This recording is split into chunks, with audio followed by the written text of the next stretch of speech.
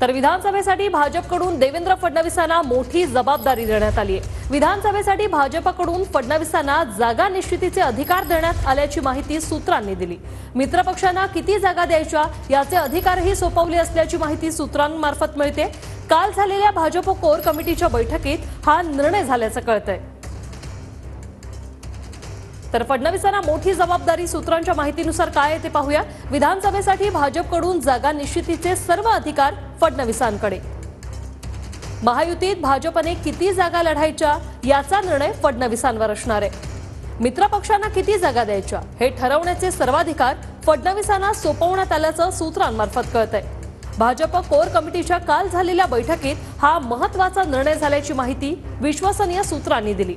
विधानसभेसाठी लवकरच भाजपची पहिली यादी जाहीर केली जाणार आहे। मित्रपक्षांचा योग्य आदर राखला जाईल असं बैठकीत एकमत झालंय। भाजप कार्यकर्त्यांवर अन्याय होऊ देणार नाही, भाजप वरिष्ठांनी ही भूमिका घेतल्याचं कळतंय।